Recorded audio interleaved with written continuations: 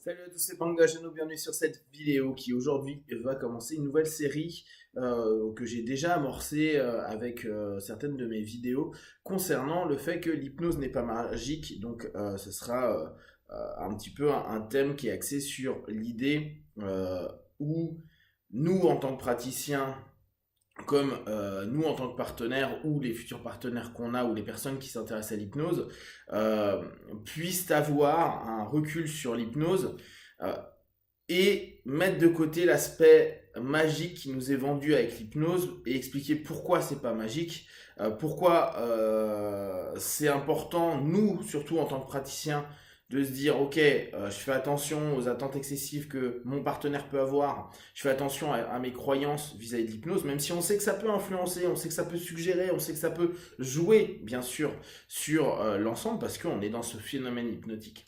Néanmoins, je pense qu'il est important d'un peu poser notre discipline, de petit à petit enlever cette idée de magie, parce que vraiment c'est quelque chose que je vois et que je lis au quotidien, que je rencontre au quotidien quand je parle d'hypnose.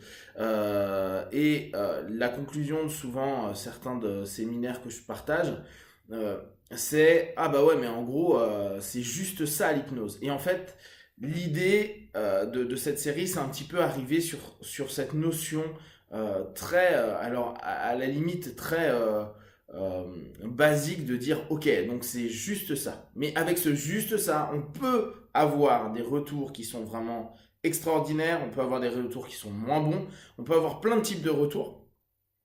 Et surtout, ce qui m'intéresse, c'est enlever cette idée. On est en train de faire de la magie et vous allez voir qu'avec de l'hypnose en une, deux, trois sessions, tout le monde, n'importe qui, n'importe où, n'importe quand, sur n'importe quel problème, on va tout soigner, tout gérer, etc.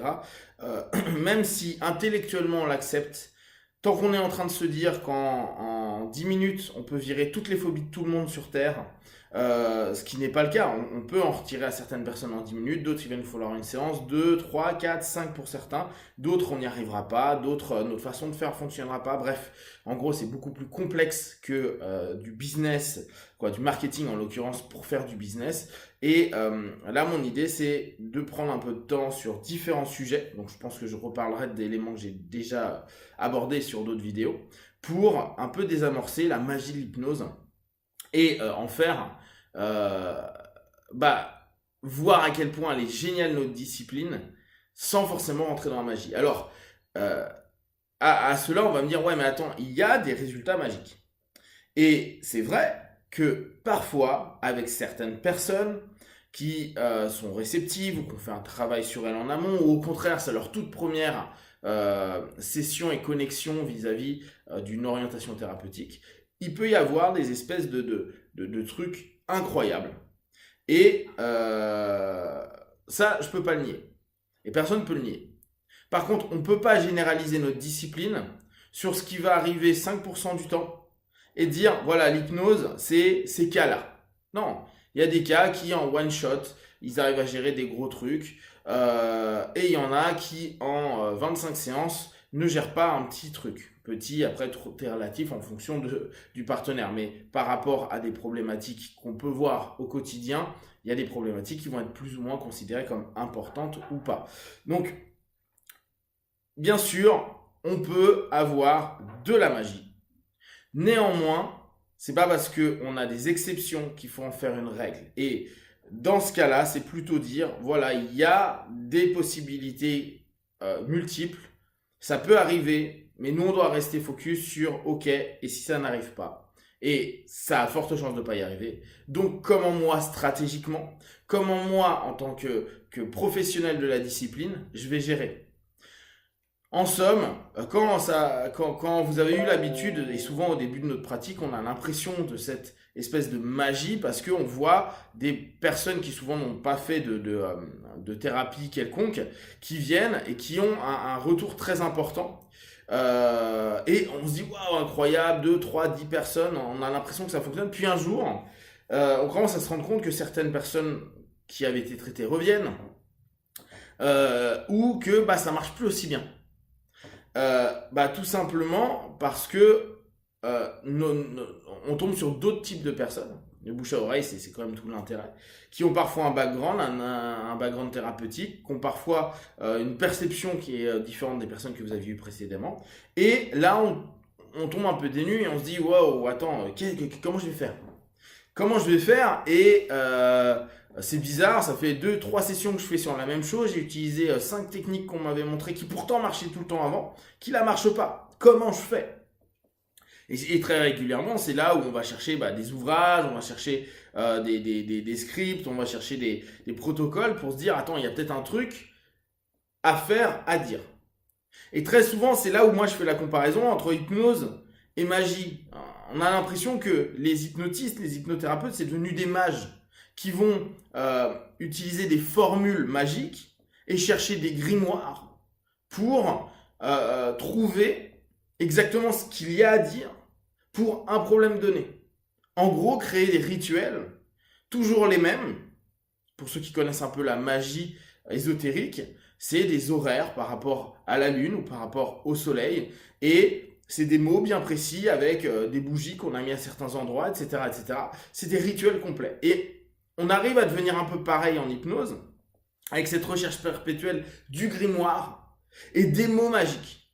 Et ce qui est parfois hyper étonnant, c'est que c'est tellement rentré dans la tête des hypnos qu'il y a des phrases magiques, des choses à dire qui changent tout, qu'il y a des praticiens et des professeurs en l'occurrence qui vont nous dire reprenez exactement le script que je vous ai donné parce que tous les mots ont été réfléchis. Tous les mots ont un sens, tous les mots ont un impact. Sauf que tous les mots n'ont pas la même signification pour chaque être humain, que chaque cas est différent, même si la problématique ou le symptôme est différent. Donc, il y a quand même à ça à prendre en compte. Là, je viens de recevoir un cours, je vais aller aux États-Unis, je vous ferai un feedback là-dessus, d'un grand hypnotiste américain qui s'appelle Cal Banyan. Et c'est son cours level 1, niveau 1. Pour montrer un peu ce qu'ils ont fait en basique, pour qu'on ait tous les mêmes basiques pour le niveau avancé. Et à plusieurs reprises dans son classeur, il y a écrit, il donne des scripts et il dit, dites exactement les mots qu'il y a inscrits dans le script, lisez le script, n'oubliez pas un seul mot parce que tout pourrait changer si vous n'avez pas le mot juste. En gros, on est vraiment dans le sortilège, dans la formule magique, à dire voilà, tous les mots ont un impact magique. Et c'est avec ce genre de conneries en fait que on devient des hypnos qui sont en attente du mot magique, de l'induction magique, de la technique magique, du script qui sera universel. D'ailleurs, Banyan est un des rares à avoir créé ce qu'on appelle le script universel. Et donc, se dire, voilà, il y a un truc qui marche sur tout le monde et il n'y a pas besoin de faire plus. Par contre, c'est hyper précis parce que ce côté hyper précis, ça donne une espèce de pouvoir. Et autant pour l'hypno, comme ça, il se convainc de dire, là, ce que je suis en train de dire, c'est pas de la blague, je suis pas en train de rigoler. Donc, l'intention, elle va être très forte et effectivement, il peut y avoir un impact. Dire à des professionnels, faites exactement ce que je vous dis, c'est exactement de l'hypnose. C'est suggestion que moi, figure d'autorité, ce que j'ai écrit, c'est tellement absolu que toi, tu n'as plus ton propre jugement pour dire non, je veux le faire différemment. Parce que sinon, si ça marche pas, c'est ta faute à toi, hypno. C'est pas de la faute du script qui est magique. Et je trouve que c'est hyper pesant et ça ne donne pas de flexibilité, d'ouverture d'esprit, de capacité à se dire non mais ok là c'est pas le bon truc, j'ai pas trouvé le bon, on n'a pas trouvé le bon levier avec mon partenaire, n'oubliez pas on a une équipe, hein. C'est pas grave, je vais aller sur autre chose. Non là d'un coup c'est limite, j'ai pas utilisé le bon mot, c'est pas le script parfait écrit par tel prof ou telle référence, donc c'est mal.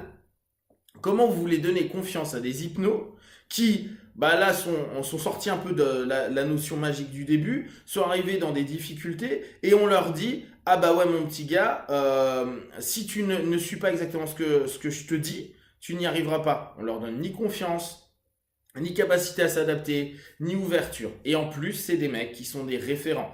Donc, prenez simplement un peu de recul et simplement ouvrez-vous à l'idée que vous n'êtes pas des mages, si vous n'êtes pas des sorciers, et pour les personnes qui viennent nous voir, vous n'allez pas voir des magiciens, des mages, ils vont pas avoir la formule magique qui va vous reprogrammer, vous changer et avoir un sortilège nouveau dans votre tête.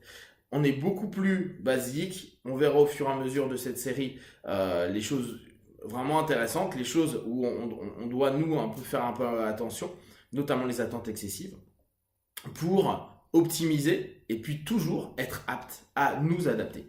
Si vous avez des questions et des remarques, vous partagez sur Facebook, YouTube, j'y répondrai le plus rapidement possible et comme d'habitude de tout ce que je propose, ne prenez que ce qui est bon et juste pour vous, testez, observez, analysez et concluez. Be one, ciao ciao.